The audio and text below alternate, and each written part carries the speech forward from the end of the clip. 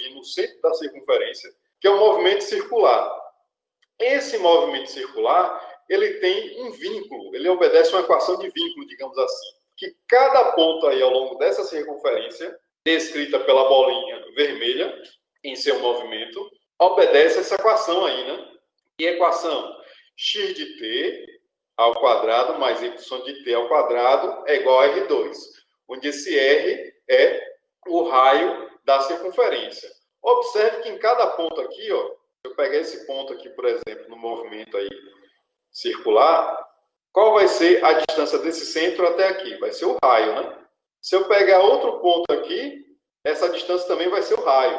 Se eu pegar qualquer outro ponto ao longo da circunferência, vai ser sempre o raio.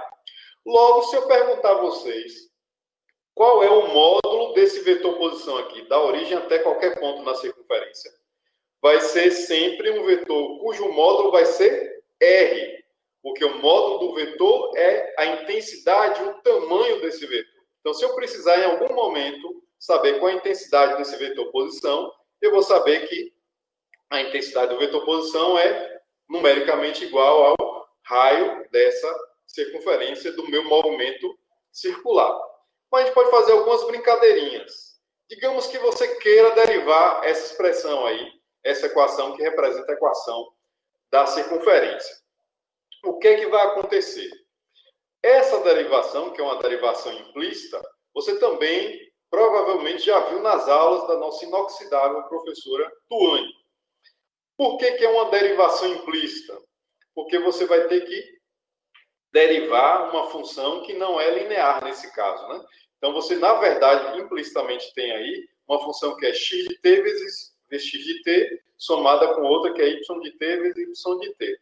Mas, apesar do nome pomposo, derivar implicitamente, não tem nada, não tem nenhum segredo, não tem nada de dificuldade aí. Qual vai ser a regrinha que você vai utilizar? Você vai, ao derivar x ao quadrado, você vai fazer cair o 2, né? Então, vai pegar 2 vezes x de t. E depois multiplicar pela derivada do x em relação a t. E aí eu vou usar uma anotação de um livro que eu gosto muito, não sei se vocês conhecem, que é o Moisés Lucensweig. Sempre que ele deriva em relação ao tempo, ele bota um pontinho. Então, esse parâmetro t aqui não precisaria necessariamente ser o tempo. Mas vamos fazer de conta que é o tempo. Então, vou usar esse pontinho em cima do parâmetro da variável para dizer que é uma derivação em relação ao tempo. Então, isso daqui é a derivada de x2, uma derivação implícita. Né? Para y2, novamente, eu faço cair o 2 para frente, multiplico por y de t com o expoente igual a 1, vezes o y ponto de t. E aqui, agora, vamos novamente derivar implicitamente, só que essa derivada implícita é simples. Né? Vou cair o 2, multiplicar por r, mas o r é uma constante, né? Não um movimento circular, então o raio é fixo, o raio da circunferência é fixo. Logo, a derivada da constante, essa derivada aqui que você colocaria aqui, derivada de constante é zero, né? Então, você vai ficar com 2x de t vezes x ponto de t mais 2y de t vezes y ponto de t é igual a zero, né? 2 vezes r vezes 0 dá zero. Então, você vai ter 2x ponto mais 2y ponto igual a zero. Que é justamente essa equaçãozinha que você vê aqui. Só que dá para simplificar, não dá? Para a gente olhar direitinho. Eu posso dividir os dois membros da equação, o membro esquerdo e o membro direito, por 2, né? Porque tem um 2, um fator 2 em comum, nessas duas parcelas, né? Então, 0 por 2 dá 0. Então, posso também escrever essa expressão como x ponto de t mais y ponto de t igual a 0. Só que isso, como vocês devem lembrar daquelas primeiras aulas dos nossos encontros aqui, a expressão simplificada vai ficar x, eu vou omitir aqui o parâmetro t, certa dependência com t, x vezes x ponto mais y vezes y ponto igual a 0. Isso aqui seria uma definição de quê, do lado esquerdo? É uma definição de um produto escalar, onde você está multiplicando coordenadas correspondentes e somando, né? A coordenada x de um primeiro vetor com a coordenada x de um segundo vetor, a coordenada y de um primeiro vetor e a coordenada y de um segundo vetor. Então, isso aqui é o mesmo que você pegar o vetor x, y e fazer o produto escalar com o vetor x ponto, y ponto, que é isso que está representado aqui em cima. Agora, vamos olhar direitinho essa expressão. Eu tenho o produto escalar entre dois vetores que dá igual a zero. Se o produto escalar entre dois vetores é nulo, e digamos que nenhum deles seja um vetor nulo, qual a única situação onde isso vai acontecer? Quando esses dois vetores forem perpendiculares entre si. Então, eu já sei que esses dois vetores, no caso aqui o vetor posição, que eu poderia, por exemplo, chamar de alfa de t, esse aqui, e o vetor velocidade, que eu poderia chamar alfa ponto de t, esse ponto aqui representando a derivada em relação ao parâmetro t, e eu estou fazendo o produto escalar entre eles dois, né? Então, alfa ponto de t igual a zero. Significa que alfa é perpendicular a alfa ponto. Aqui eu omiti novamente a dependência com t, certo? Então, eu já sei que o vetor posição e o vetor velocidade são perpendiculares entre si. Vamos lá dar uma olhada na figurinha à esquerda, a maiorzinha de baixo. Essa seta em verde vai nos mostrar o vetor posição, que a gente viu anteriormente que o módulo intensidade desse vetor posição aqui em verde é justamente o raio da circunferência. E essa seta em roxo aqui vai dar justamente o vetor velocidade. Observe que esse vetor velocidade ele vai ser perpendicular ao vetor posição, ou seja, isso aqui é uma representação desse resultado, que a posição é perpendicular à velocidade. Então, esse vetor velocidade é perpendicular ao vetor posição e vai estar tangenciando a trajetória circular que é descrita por esse objeto em movimento. Então, se eu pegar um outro instante de tempo, o vetor velocidade vai ser assim, tangenciando. Então, lembre, na minha representação, a seta roxa é a velocidade e a seta verde é o vetor posição. Não esqueçam disso, daqui a pouco a gente vai precisar dessa informação. Essa conclusão a gente acabou chegando a partir desses nossos cálculos. Ou seja, esse vetor aqui, que eu circulei em roxo, que representa derivadas das minhas coordenadas de posição, né? Então, a derivada em relação ao tempo da posição x, da coordenada x, melhor dizendo, né? E a derivada em relação ao tempo da coordenada y vão ser velocidades, certo? Vão ser coordenadas ligadas ao vetor velocidade. E x de t e y de t serão coordenadas relacionadas ao vetor posição. Lembrem, a derivada primeira em relação ao tempo vai dar a velocidade e a derivada segunda, como você deve ter visto lá nos exemplos que Tuane, em algum exercício, Tuane deve ter dado para vocês, que a derivada segunda da posição em relação ao tempo é a aceleração. Vocês também viram que a derivada da velocidade em relação ao tempo dá aceleração. Então, na verdade, eu revisei um pouco do que vocês viram com Tuane e também vocês viram, de certa forma, lá na educação básica, só que vocês não tinham visto ainda cálculo, então o professor não poderia falar em derivada, mas ele falou para vocês que ΔS sobre ΔT, a variação da posição em relação ao tempo, era a velocidade. Ele deve ter falado, por exemplo, em velocidade média. Então, a variação da posição em relação ao tempo, a gente já conhece que é a velocidade. Só que agora, a gente está mais cascudo,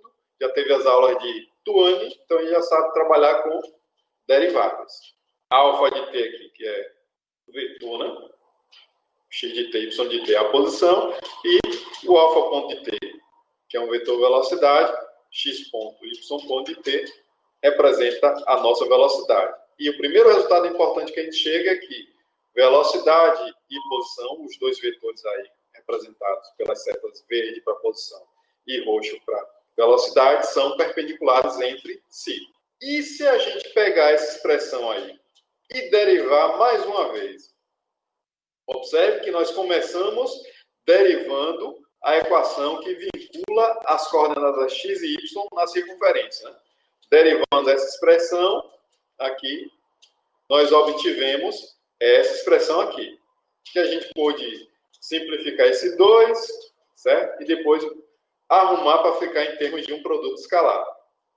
Só que agora, para derivar, eu não vou derivar esse produto escalar. Eu vou pegar essa expressão aqui simplificada. Ou seja, eu vou pegar x ponto, mais y ponto igual a zero. Novamente, eu estou omitindo a dependência com o tempo. Na verdade, seria x de t, x ponto de t, mais y de t, y ponto de t. Certo? Então, eu vou pegar essa expressão aqui e derivar.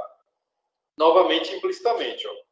Então, a gente pode fazer isso como? Vai obter o quê? A derivada do primeiro vezes o segundo, que é x ponto vezes x ponto, né? Ou seja, eu derivei esse aqui. Mais o primeiro vezes a derivada do segundo, que é x2 ponto. E aí eu terminei de derivar essa parcela. Esse produto dentro dessa parcela. Agora eu vou pegar e derivar esse produto dentro dessa outra parcela. Então, eu vou derivar esse primeiro, que é y ponto, multiplicar pelo segundo, que também é y ponto, somar com o primeiro vezes a derivada do segundo, que é y2 pontos. Então, observe uma regularidade que eu tenho aqui, ó, nessas duas parcelas. Eu tenho uma parcela que é x ponto vezes x ponto, que é o mesmo que x ponto ao quadrado, e outra parcela que é y ponto vezes y ponto, que é y ponto ao quadrado, mais um x2 pontos, mais y2 pontos. E tudo isso aqui, esqueci de colocar, né? Igual a zero, né? Que é a derivada de zero, implicitamente, né? Vai dar zero também. Ó, eu posso arrumar esse negocinho para ficar mais bonito, né? Eu posso pegar esse camarada aqui, eu tenho uma soma de componentes da velocidade ao quadrado e jogar para outro membro.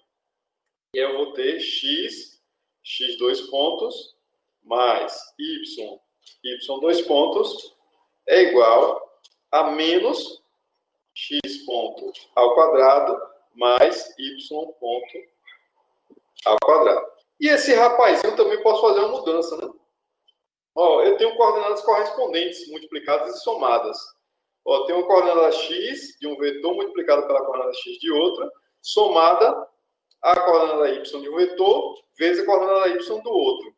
Então, xy é o meu vetor posição e x ponto, ou melhor, x2 pontos e y2 pontos é o meu vetor aceleração. Então, eu estou pegando um vetor posição e multiplicando escalarmente por um vetor aceleração. E essa multiplicação é igual a quem? A esse termo aqui, ó, menos x ponto ao quadrado mais y ponto ao quadrado. Pense no slide bagunçado, né?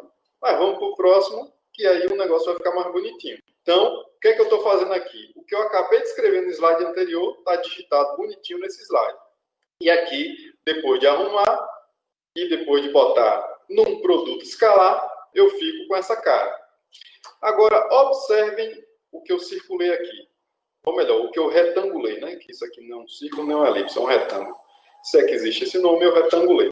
Olha, eu tenho que a posição alfa de t vai ser multiplicada escalarmente por uma aceleração nessa curva aí, que é igual a esse rapazinho aqui que eu não vou escrever. Agora, observe, ó.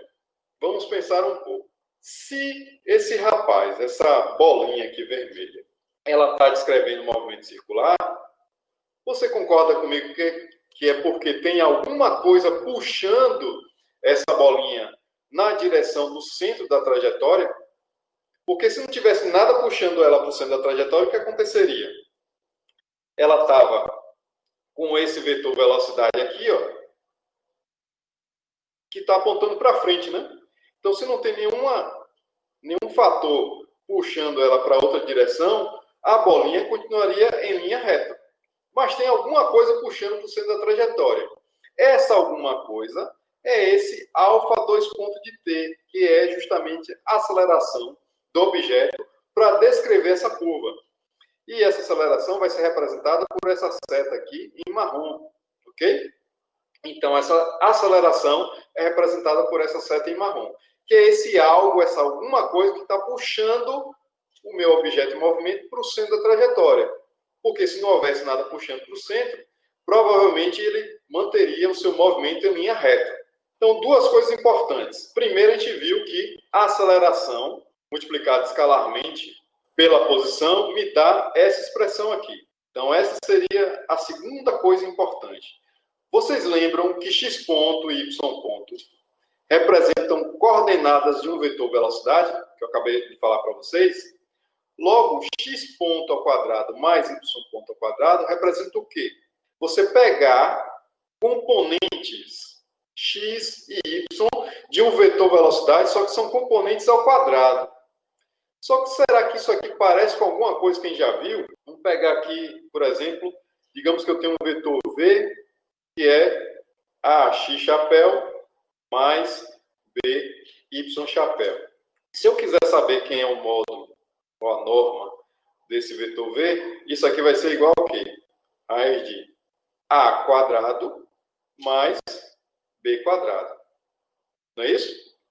Quem são A e B? São justamente as componentes nas duas direções x e y do vetor V. Então, lembra que x ponto e y ponto são as componentes do vetor velocidade nas direções x e y, que a gente acabou de discutir?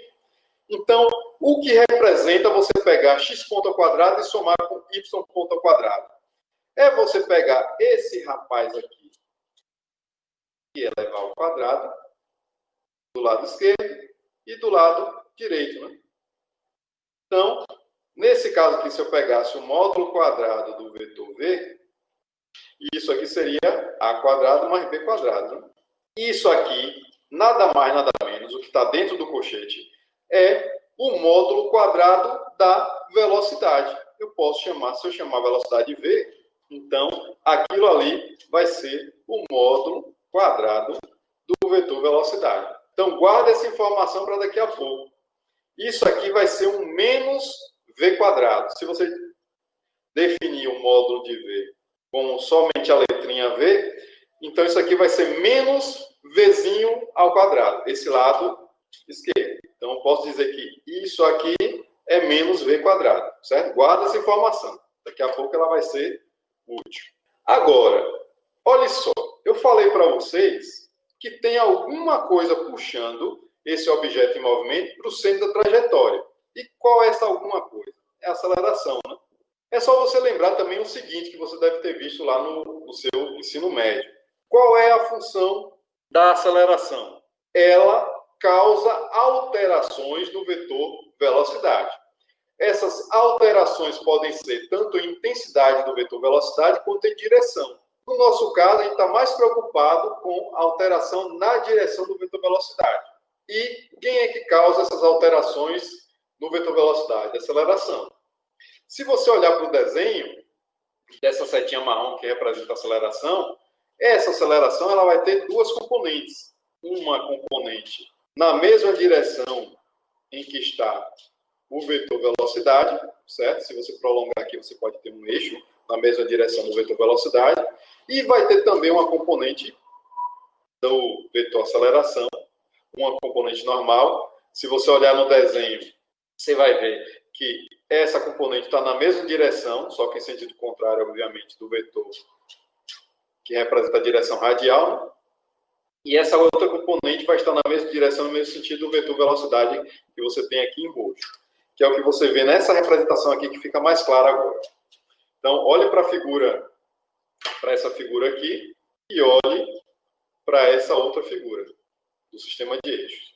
E você vê as equivalências. Então, a diferença da componente, essa componente aqui do vetor aceleração, que aponta para o centro da trajetória, é que ela aponta nesse sentido e a forma como você mede a posição aponta no sentido contrário. Já no caso da componente que está na mesma direção da velocidade, ela também vai estar, além de estar na mesma direção, ela vai estar também no mesmo sentido. Então, o que é que eu posso fazer? Eu não estou preocupado, não estou muito preocupado nesse momento com qual é a alteração, com qual vai ser a alteração do vetor velocidade em termos de sua intensidade. Eu estou preocupado com a alteração do vetor velocidade em termos de direção. O que eu estou preocupado mesmo é como é que eu enxergo esse mecanismo de alteração da direção do vetor velocidade para que ele não continue em linha reta, mas ele vá mudando a sua direção, de forma tal que eu descreva a circunferência. Para isso, o que é que eu posso fazer? Vamos olhar para essa figurinha aqui. Lembre, esse vetor é o vetor posição, que você pode entender como alfa de t, né? Esse alfa de t vai ter coordenadas x de t e y de t. E esse outro vetor aqui é o vetor aceleração. X dois pontos, melhor dizendo, de t e y dois pontos de t. Porque esse alfa dois pontos de t é quem? É a aceleração. Então, o que é que eu posso fazer? Eu posso pegar essa componente, que é justamente a componente da aceleração que está apontando para a trajetória, que é justamente essa componente que está apontando para o centro da trajetória, que vai causar, você vai enxergar mais facilmente, a alteração na direção do vetor. Então, eu posso projetar esse meu vetor aceleração na direção do vetor posição. Você quer projetar o vetor aceleração, que aqui eu estou chamando de alfa 2 pontos de t, na direção do vetor posição, que eu estou representando por alfa de t. Então, eu tenho que fazer um produto escalar. Simples. Só que tem uma coisinha aqui, meus jovens. Não vou explorar muito, mas só vou chamar a atenção que eu acho que vocês podem ter percebido. Essa expressão aqui tem o quê? Lembre que o produto escalar é comutativo, para começar, né? Então, a ordem dos fatores ali no produto escalar não vai afetar muita coisa. Então, eu tenho justamente o produto escalar do vetor posição por um vetor aceleração. Olha só, a gente vai utilizar de alguma forma essa relação mais à frente. Você vai enxergar daqui a pouco como. Mas lembre o seguinte, se eu quero projetar o vetor aceleração na direção do vetor posição, é mais interessante eu não apenas fazer ou realizar o produto escalar. Eu posso pegar esse produto escalar e multiplicar por um vetor unitário, que eu vou chamar aqui de U-chapéu, na direção do vetor posição. Se é um vetor unitário na direção do vetor posição, significa que ele é definido de que forma? Ele vai ser o vetor alfa de t, eu não botei a setinha, mas lembre que é um vetor aqui, certo? Dividido pelo módulo de alfa de t, o vetor, né? Então, essa é a definição de vetor unitário. Lembrando, só para não esquecer, né? Quem é alfa de t? É x de t, y de t. E quem é v de t, por exemplo? X ponto de t, y de t. E quem é alfa 2 pontos de t? X 2 pontos de t, y 2 pontos de t. Então, essa expressãozinha aqui, que está aqui em cima, ó, que eu estou circulando agora, é o que está escrito aqui embaixo. Então, eu vou ter alfa, 2 pontos, multiplicado pelo vetor unitário, do escalar, né? Vezes o vetor unitário. Opa, eu esqueci aqui, né? Se eu quero justamente a componente, eu tenho que dividir pelo vetor, pela norma do vetor que eu vou construir unitário. Né? Então, norma de 1. Só faltou isso aqui. Então, essa construção daqui de baixo é essa construção daqui de cima. E isso certamente você viu lá nas aulas de professor Carlos, lá em Geometria Analítica. Nós apenas aplicamos a definição para obter aquela componente, no caso, essa componente aqui, nesse marrom mais claro, né? Que é justamente a componente dessa aceleração, que é o vetor marrom mais escuro, na direção do vetor posição. Como é que eu faço isso? Eu pego o meu vetor que eu tenho, multiplico escalarmente pelo vetor unitário naquela direção que eu tenho interesse, alfa de t, e isso na direção de U-chapéu. E quem é o U-chapéu? Que é só uma definição. É justamente isso aqui. Ok? Então, se eu der uma arrumadinha nessa expressão, ou seja, juntar aqui o denominador, que eu posso fazer essa operação aqui envolvendo o produto escalar, né? Lembre que esse módulo, esse 1 sobre módulo, é uma constante, né? Pode sair, poderia até sair desse colchete. Então, posso colocar como um denominador em comum. E aí, ó, o que é que eu vou ter? Então, o que é que a gente observa? Esse alfa aqui, esse A, melhor dizendo, que é a componente perpendicular, é esse vetor aqui, ó, certo? Que você está vendo, circular. Então, isso vai representar um produto escalar de uma aceleração, que é o x2 pontos, y2 pontos, vezes o vetor posição, que é x de t, y de t. Isso aqui é a norma do vetor. E aqui, novamente, o vetor unitário, né? Então, aqui é o vetor posição pela norma do vetor posição. Só que eu lembrei de uma informação no comecinho da nossa discussão desse movimento circular. Qualquer ponto aqui ocupado pelo objeto em seu movimento circular, ele vai estar a uma distância r do centro da trajetória. Logo, qual vai ser o módulo desse vetor posição sempre? Vai ser igual ao raio da trajetória, não é isso? Então, esse denominador, que é a norma do vetor posição, é igual a r. E aqui da mesma forma. Isso aqui é r. Ok? Além disso, a gente já viu que x, 2 pontos, y, 2 pontos, que é o vetor aceleração, e escalar x de t, y de t, que é o vetor posição, dá justamente essa relação aqui, ó. Então, isso que está aqui é o mesmo que está no numerador dessa fração. E a gente viu que isso aqui era igual a menos a velocidade ao quadrado. Por quê? X ponto e Y ponto são as componentes do vetor velocidade, e isso aqui, como a gente viu antes, representa nada mais, nada menos do que o quadrado do módulo do vetor velocidade. Então, essa expressão pode ser reescrita dessa forma, certo? Então, essa primeira expressão aqui pode ser escrita como menos V2 sobre R, onde R é o raio da trajetória e V é o módulo da velocidade, certo? E este jovem aqui? Será que não dá para a gente tornar essa notação mais compacta? Ó, isso aqui é o vetor posição dividido pelo módulo dele, é um vetor unitário. E esse vetor posição, ele sempre é uma direção radial, certo? Sempre é como se fosse não. É um raio da trajetória, certo? Então, saindo do centro e indo a qualquer posição ocupada ao longo dessa circunferência, eu vou ter um raio. Então, eu vou ter que esse vetor unitário é uma posição radial, que eu posso chamar, por exemplo, de Rho chapéu. Deixa eu escrever aqui para vocês, trocar para uma canetinha. Então, eu posso chamar isso aqui de Rho chapéu, que seria o meu vetor unitário na direção radial. Se eu fizer isso, a minha expressão fica dessa forma. E assim eu tenho a componente normal, ou seja, aquela componente que aponta para o centro da trajetória do vetor aceleração no movimento circular. E essa aceleração normal é justamente aquela que altera a direção do movimento do objeto que realiza o movimento circular. Só que eu acho que você deve ter visto isso, essa expressãozinha, talvez não com sinal de menos, mas com outro nome. Vocês ouviram falar, lembram lá do ensino médio, da aceleração centrípeta? Aquela bichinha lá é justamente a aceleração normal, que é aquela aceleração que aponta, faz o vetor velocidade apontar para o centro da trajetória. E ela acaba sempre alterando a direção, mas não o módulo do vetor velocidade, certo? Então, jovens, é isso, mas eu vou voltar lá no chat, que Ismael tinha uma dúvida.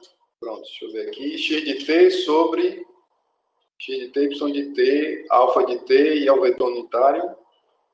Jovem, eu não entendi aqui, que realmente sem um látex ou alguma coisa para a equação fica difícil você escrever. Ó, deixa-me ver se eu entendi direito. Ó, alfa de t, deixa eu voltar para o slide aqui e escrever. Esteja em branco. Acho que eu entendi qual foi sua dúvida. Vou escrever aqui. Ó, alfa de t é representado como x de t, y de t, não é isso? Ou seja, esse alfa de t vai dar todas as posições de todos os pontos que foram ocupados pelo objeto em movimento ao longo de sua trajetória. Se eu quiser saber quem é a velocidade, eu derivo uma vez, né, que a velocidade é a variação da posição em relação ao tempo. Isso aqui vai ser x ponto de t y ponto de t. E a aceleração, que é alfa 2 pontos, que é a derivada segunda da posição, é igual a isso. X 2 pontos de t, y 2 pontos de t. Agora, digamos, por exemplo, que você fizesse o produto escalar de alfa de t por alfa 2 pontos de t. Lembrando que aqui, apesar de não ter a setinha em cima, certo? Não tem a setinha aqui em cima, de cada coisa dessa, mas imagine como vetores, certo? Então, o produto escalar dessas duas coisas vai ser o quê? Você pegar as coordenadas correspondentes multiplicadas e depois somar pelas outras coordenadas correspondentes multiplicadas. Então, quem é alfa de t escalar alfa 2 pontos de t? É pegar a coordenada x desse primeiro e multiplicar pela coordenada x desse segundo, né?